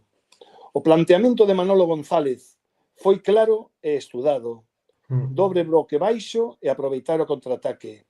Non foron sucios, non houbo patadas alevosas. Un equipo, o catalán, co auga ao pescozo, e hai que entendelo. Un equipo que xogou as súas cartas. Gañoulle a partida ao noso Celta, marcou 2 goles legais e levouse os 3 puntos de Balaídos en boa lid. Hai que saber perder. Declaracións como estas do noso príncipe das bateas están para mí fora de lugar. Estas cousas e algunhas máis fan que Iago sexa asubiado polos campos deste país. É o noso emblema, o noso gran capitán, tras o admirado Manolo. E como insignia do noso club, hai que exixirlle que se contella. Malia todo, prezado Iago, admírote e quérote. Por suposto, admiramos e queremos a Iago Aspas no Bar Celeste, pero para min nesta cuestión da que fala Antonio, estou totalmente de acordo o 100% realmente con esas palabras, pero hai dúas cousas que a mí me parecen preocupantes. Primeiro, as palabras en sí de Iago Aspas, pois non estiveron ben, estiveron fora de lugar. Penso que os xornalistas saben quen é Iago Aspas, fanlle certas preguntas, el cae nesas trampas porque é un tipo pois que, bueno, non ten moi bo perder, debido a iso, pois moitas veces hai asubíos, como ti dicías, Antonio. Pero despois penso que tamén hai unha exaxeración por parte do Español que institucionalmente toma esas palabras e amplifica totalmente, pero penso que esos son dous temas importantes. El criticou o xogo, pero non criticou a entidade. Eso é o que exactamente. Aí. Pero por que entón unha entidade tan importante dentro do fútbol español, catalán, como o español, toma institucionalmente esas palabras e amplifica totalmente unha cousa que, bueno, foron simplemente unhas palabras que eu penso que están totalmente exaxeradas por parte dos españoles. Son palabras de mal perder, pero nunca de atacar a institución. A ver, yo creo que varias cosas. Primero, Iago Aspas puede decir más o menos lo mismo, quitando algunas palabras, es decir, evitando hablar de tamaños de clubes ni de equipos. O sea, puede decir exactamente lo mismo sin decir determinadas palabras. Y luego que lo que hay que hacer es autocrítica, machiño. No pudiste con un equipo que te puso un planteamiento totalmente legal, tan legal como lo que tú propones, o sea, exactamente igual de legal, y tú no pudiste con él. Pues dale a la cabeza y el próximo partido juega de otra manera y imagínate más cosas de las que imaginaste. Y después es verdad que puede ser que el español, digamos, exagere un poco lo que dice Iago, pero bueno, tengo nuestro amigo Suso Xurés, que hace tiempo que no se pasa por el bar, Suso Rodríguez, me decía el otro día, que tiene razón, ¿no? Cuando el Celta pierde, no hay que darle un micrófono a Iago Aspas, y tiene toda la razón. O sea, creo que... Bueno, los jornalistas saben que hay que darle un micrófono. Sí, pero los periodistas piden y el responsable de prensa es el que decide si deja a Iago hablar o no. Y el departamento de prensa dejó hablar a Iago. Entonces, creo, evidentemente, que hay cosas que por mucho, es verdad que Iago ha mejorado mucho en ese aspecto. Era uno de los aspectos que yo más temía cuando Iago volvió al Celta. El otro día me criticaba Marta porque no tenía ninguna fe en Iago. No, a mí lo que me daba miedo es que Iago le quitase más al Celta de lo que le daba con toda su calidad, con toda la calidad que tiene, porque lo había hecho antes de irse a Inglaterra. Nos había quitado mucho, con lo que nos daba futbolísticamente nos lo quitaba después con su actitud. En eso mejoró mucho Iago, pero vemos que donde hubo, ¿cómo es la frase, no? Donde hubo fuego, pues quedan ahí rescoldos, ¿no? Pues ahí están los rescoldos, ¿no? Con toda mi admiración a Iago, por supuesto, pero bueno, una equivocación en caliente que creo que se puede evitar desde el departamento de prensa del Celta. De eso iba precisamente a Teijereta, creo que se resume perfectamente sí. lo que estaba dicindo. Eu adoito dicir que a mí hai moitos xogadores de fútbol, como por exemplo Iago Aspas, que me interesan moito no terreo de xogo, pero prácticamente nada fora, non? E non é só Iago, son dúcias e dúcias de xogadores que son boísimos co balón nos pés, pero que cando se expresan oralmente, pois, mi madriña, non? Entón, claro, penso que isto ocorre con Iago e ocorre con outros xogadores tamén. Non é unha boa idea ese tipo de declaracións, porque, ademais, está claro que nacen esas declaracións da frustración do encontro e do resultado. Un partido por iso todos... eu insistía que Manolo González, antigo, por certo, conductor de autobuses, e aí está con gran mérito este galego, levando un español que está horas moi baixas a todos os niveis institucional, deportivo e demais, está levando arriba e sacando a cabeza. Sí. A verdade que é para aplaudirle, para valorar, como ben dito Fernando, planteou un partido.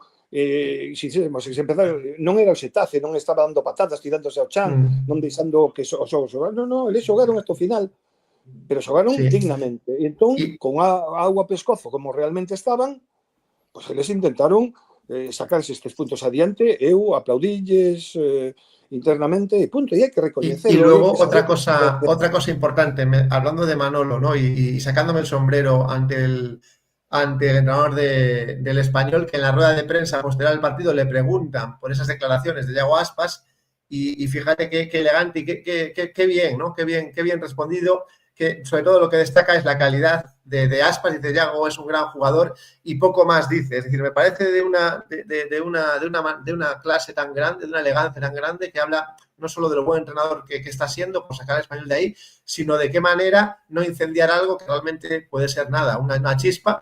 Y fíjate de qué manera tan elegante pues lo deja pasar. Dice, no, Yago Aspas es un gran jugador y poco más dice del tema. Entonces me parece genial, eso dentro y fuera del campo, Manolo. Eso que me gusta a min, que me acabas de poñer un pouco a pel de galiña, eso co que me emocionan a mí esas cousas.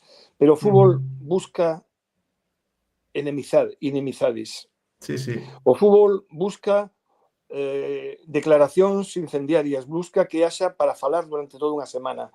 E iso falle moito dano ao deporte.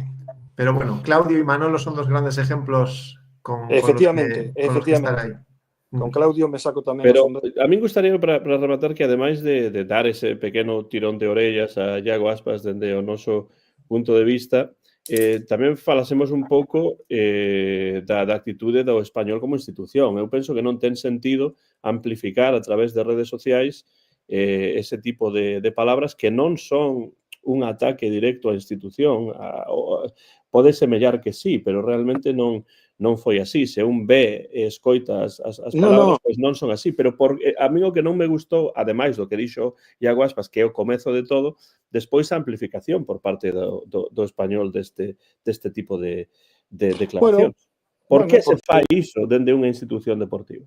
Bueno, pois porque o fútbol ten estas características, non? Aquí enseguida todo o mundo se sente ofendido, e logo hai xogadores que non teñen, que lles falta un pouco de preparación para saber distinguir, porque como dixo Fernando moi ben, iso se podría dicir de outra maneira. Este tipo de fútbol non vai moi ben, pero... Es que claro, bueno, además dice Yago, es que claro, hasta me tengo que reír, ¿no? Cuando escucho a Yago a veces, porque dice, no, es que a mí ese juego no me va. Dice, chico, es que el fútbol no está a la carta para ti, es decir, es que los rivales no son rivales a la carta, amigo, es que hay 19 equipos y te vas a enfrentar, pues como jueguen, da igual. Es decir, esto no es un restaurante en el que tú vas y dices, a mí me gusta así, gracias, lo pido. No, es que los rivales son como son. Entonces, me hace mucha gracia cuando Yago dice, no, es que a mí no me va esto. ¿No te va? Pues no sé, pues si quieres, no sé, dedícate a otra cosa. Ponte a jugar al ajedrez o algo, no sé. Es que me parece increíble. O sea, me tengo que reír con esas declaraciones a veces de Yago, con toda mi admiración. Y lo dicho, o sea, me parece que no sé, que está mal perder, o sea, mal perder. Y poca autocrítica. Potencia, mal perder y falta de autocrítica. Total. Pero por parte do capitán, e sobre todo é o grave que é o capitán que fai esas declaracións. Es uno de ellos. Me pareceron, a verdade, lamentables. Logo, analizando, porque para preparar a Teijeireta estiven relendo as palabras exactas. E creo que como non se sabe expresar demasiado bien, el solta, tira para adiante. Sí, puede ser. Claro, tira para adiante, porque non o pensa, non é reflexivo. Claro, está dolido porque palmou e todo. Tal. E non lle sai un bo partido de cambiar. Pode entenderse que mestura todo, pero non, el realmente o que quiso decir é que ese tipo de xogo non lle gusta. Bueno, pois é un tipo de xogo moi legal, que non deron patadas, porque non deron patadas, non foi un equipo sucio. Aprende a combatirlo, ese tipo de... Claro, aí está o traballo de Giraldez, que saben que planteen así os partidos, vai ter que exprimir o cerebro para ver como romper eso. Y el año que viene, más todavía, que ya más porque o coñecen máis. Claro. Sí. Eso mismo penso eu. Así. Claro. Sí, eu penso o mesmo e creo que evidentemente Yago Aspas podería dicir a mesma cousa como día Fernando sen ter que entrar en equipos grandes, equipos pequenos, ese tipo de calificativos, pero tamén penso que o español ten que pensar un pouco que é o que fai con esas palabras a través das redes sociais, utilizándoas en contra do Celta, cando non son palabras que Yago Aspas está dirigindo en contra do español como institución. Sí, estando de acuerdo con eso, Antón, también digo que le pusieron un poquito en su sitio a Yago cuando le recuerdan que el español tiene títulos, y tiene títulos y tiene más años. Bueno, claro, también, pero es una pequeña... ¿no? bueno. A mí eso parece infantil, la verdad. Claro, bueno. A declaración de Iago pareceme infantil e de mal perdedor, e os títulos esos que imprime el español, pues también me parece bastante infantil. Mi padre es una realidad. Cuidado, porque es mi una padre, realidad. si pasas por aquí, mi padre es más fuerte que el tuyo y te va a pegar, ¿no? O sea, sí, vamos a ver. Pero es una realidad. Sensatez que falta moito no fútbol, Fer. Eu penso que a sensatez faltou en Iago Aspas, evidentemente, pero tamén, de algún xeito, no español como institución. É o único que quero dicir, que non hai que por que botar ainda máis gasolina no lume para que pois despois comecemos con porque deso pasouse despois moi rapidamente o único verdadeiro equipo grande en Galicia é o Deportivo, bueno, cousas así que son xa penso que lle gusta a xente, non? Iso é o que odio e o que lle gusta a xente, non? Bueno, sí, yo insisto. A mí esas rivalidades sí que me gustan, pero cuando ya entramos en otras historias, no. Yo insisto, el primero en querer apagar ese pequeño incendio es Manolo, el entrenador del Español, lo hace muy bien en rueda de prensa y luego ya se ve que al club le da igual eso, no lo tiene en cuenta, no lo escucha y lo quiere elevar. Pero Manolo chapó, o sea, el pues bien por Manolo, por Manolo González, un galego de pro, que ahí está loitando para sacar adiante un emigrante en Alemania. Dale tiempo. En Cataluña y que realmente pues puso o sentido común como ten que ser, realmente. Pois deste xeito rematamos esta emisión en directo do Bar Celeste. Hoxe estivemos aquí Fernando, Antonio e máis eu, algúns dos nosos colaboradores habituais estaban ou ben ocupados ou ben de vacacións tamén, porque, bueno, hai quen de ferias vai de viaxe por aí, algúns deles chegan mesmo a Exipto, como o noso amigo Mon, que está a visitar ese país nestas vacacións, e agardamos pois que ou a Praga, como no caso de Susi, sí, que está en Praga na República Checa. E bueno, pois a semana vindeira agardamos voltar estar aquí para comentar o partido fronte ao Barcelona, que supoño, Antonio, que ti non vas ver, non? Non. No, porque me provoca ter que non me apetece, no. A mí ver perder o Celta doeme moito, sabes? Sí.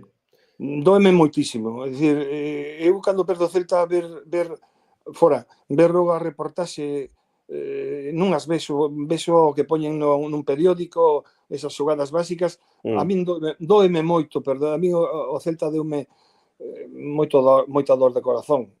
No bo sentido. Sufro moito co Celta. A verdade que prefiro enterarme do resultado pouco a pouco. A mí igual, Antonio, se non vexo o partido en directo... Pero o paso mal. Se non vexo o partido en directo, só vexo o partido sabendo o resultado para poder participar no programa, pero tento sempre ver o partido en diferido sen saber o resultado. O que non é sempre sinxelo, porque no teléfono aquí mensaxes de Fernando, de Susi, de todo o mundo, non? Entón, pois teño que apagar o teléfono durante un tempo e despois velo en diferido. Pero a mí pásame igual, non me gusta nada ver perder o Celta, entón, se sei que perdeu, pois xa prefiro non velo, pero claro, para participar no programa teño que velo. Para eso director e codirector do bar. Claro, hai que ter en conta responsabilidades. O que cobras. Os demais estamos aquí do club. Mira, deume para comprar todos esos discos que están aí detrás, así que non cobro mal. Bueno, Antonio, moitas grazas por estar aí unha semana máis. Aproveito para, xa que o teño aquí, pois para recomendar o último, que non derradeiro libro de Antonio García Teijeiro, que é Sentado diante da Fiestra. Aquí hai artigos publicados no Faro de Vigo, na sección Estela do Faro de Vigo, e algún destes artigos ten que ver tamén co fútbol e mesmo co Real Club Celta. Así que, bueno, aí está este libro, Sentado diante da Fiestra, publicado pois non hai moito tempo. Eu encantado de estar aquí. Outro día foi moi bonito o bar que fixemos ali. Xa non quedaba ninguén ali alrededor de Balaídos. Casi se nos hace de noche, Antón, de noche.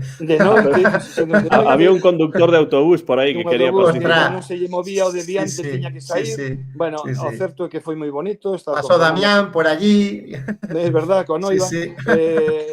quedei con Fernando antes do partido, falamos, dei unha aperta, e despois quedamos para o final e foi moi bonito. O sea que eso é o espírito do noso Celta, o que nos leva a amizade, o agarimo, e de paso tamén recomendar un libro de lectura, Contrapunto de poeta palestino Mahmoud Darwish, porque non podemos esquecer o xenocidio que están pasando en Palestina. Este é o poeta palestino nacional que xa morreu, por desgraza, un gran poeta, e, bueno, leamos a Darwish, non todo vai ser fútbol. É publicado por que editorial? Publicado por Círculo de Lectores. Perdón, por Lector. Galaxia Gutenberg, pero ahora xa non, ahora solo é Galaxia Gutenberg. Unha magnífica antoloxía da súa poesía, con selección e traducción de Luz Gómez, que me encanta e que me fai emocionar pola... Pero non só é unha poesía política, non política por como entendemos nós de partidos, sino de sentimento profundo do que significa ser palestino. Pois aí queda esa recomendación tamén. E, bueno, o que comentaba Antonio e tamén Fernando dese directo que fixemos improvisado está, por suposto, na canle de YouTube, podedes escoitalo. E iso é o que máis... Iso que máis voto en falta de non poder ver os partidos do Celta no estadio, pois poder ter ese tipo de experiencias que, bueno, pois de algún xeito o Bar Celeste... Porque marchaste para Trampolandia, Trampolandia... Non era Tramlandia cando cheguei eu, pero bueno. Pero bueno, ya viste que ahora pusieron aí unas letras gigantes en la calle, Antón. Sí, a foto gustoume moito aí, co nome de Balaídos. Quedou moi chula. Realmente quedou moi ben.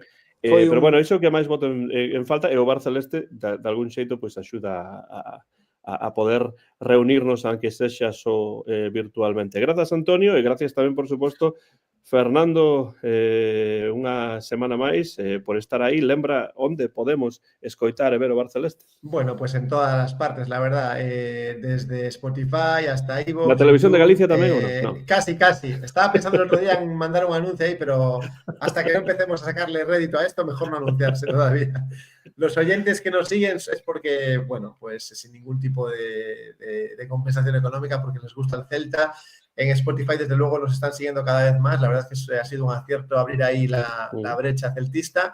Y bueno, en iVoox hemos retomado. Muy bien, también nos va. Alguno lo agradece porque es el medio más cómodo para él. Y bueno, después estamos en Facebook, donde crecemos de forma exponencial. Y bueno, y realmente es muy fácil de encontrarnos hoy en día, la verdad. Perfecto, pois rematamos esta emisión en directo pois dando ese berro celtista. Deixo eu o balón botando. Agora, dados os dous, que sois vos amigos, excompañeiros... E estamos aquí arriba. Últimos e grandes persoas. Excompañeiros do Cubi e tamén do fútbol sala, que tamén da petanca e todas esas cosas. Por iso, e dúas persoas maravillosas, por certo. Somos vigueses de nacimiento e rusos de adopción, non, Antón? Polo Lokomotiv, sí, o equipo chamábase Lokomotiv. Polo frío que ia na Universidade de Vigo. Exacto. No inverno. Bueno, pues nada, como sempre, o de sempre. ¡Ala!